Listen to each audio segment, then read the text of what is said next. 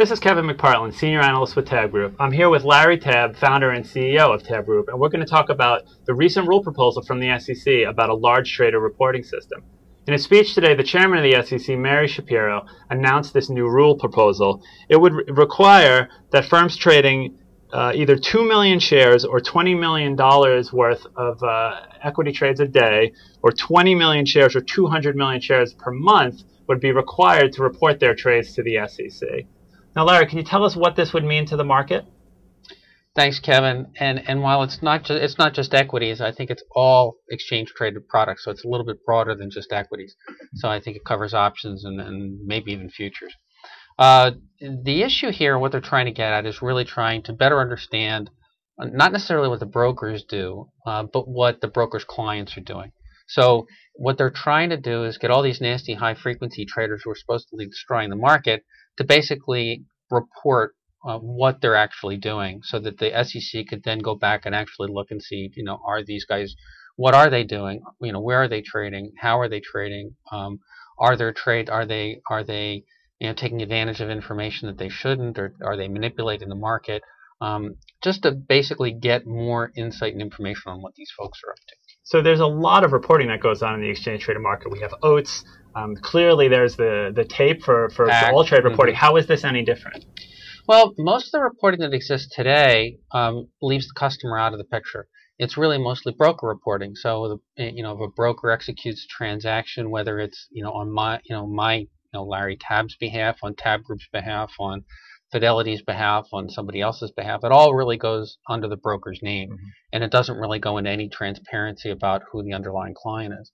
What the thought of this is to actually assign a unique ID number for each trading client, so that, and that number would be reported to the SEC. So no matter whether you're going through, B of A Merrill or Credit Suisse or Citi or whoever, Goldman Sachs, everyone would know it would be Tabb Group. Tabb Group's trade, and so that you can then go back and then recreate a lot of this. So the question becomes, what would the SEC do with this information, and then what impact would that actually have on the market?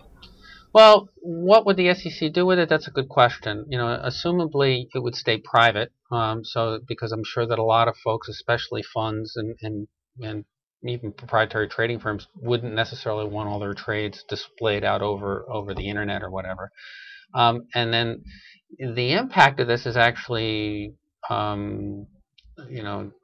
little hard to predict, but you can very much assume that virtually every hedge fund or any type of fund that has some sort of protected strategy, trading strategy, which conceivably be virtually anyone, they're going to have the SEC looking over their back, and if for whatever reason the SEC thinks that your strategy may be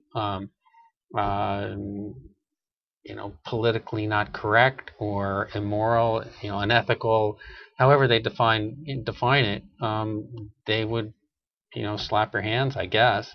The other challenge would be is how are they going to define what's an illegal trading activity? So, which actually is a lot more difficult, because to a certain extent, okay, the market's pulling back, you become more aggressive. Is that a problem? Or if the market is pulling forward, you become more aggressive or less aggressive. Is that a problem?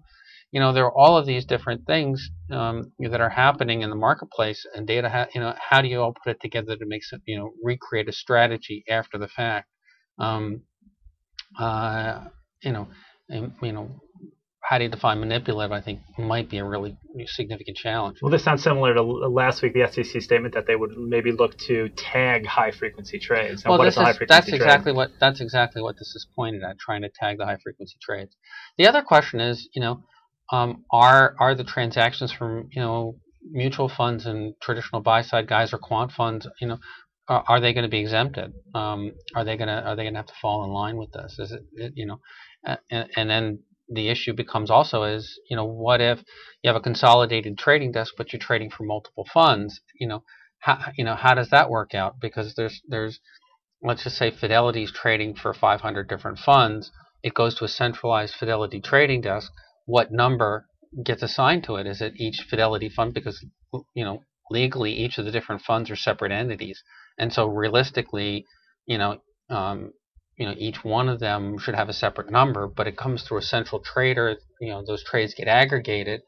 So, but on the other hand, do they just trade under one number? And so then, how do you put it all back together? And then the allocations. There are a lot of like real tactical challenges about how some of this gets folded up. Yeah, it really sounds like this discussion is barely even getting started, and we've got a long way to go to figure out if this makes sense. I think the answer to that is right. I think figuring out the practicalities of this rule will take some time, but I think that the one thing that we're seeing from the SEC is they actually want to do something. So so I'm not sure that just because it's impractical we're going to dodge this bullet.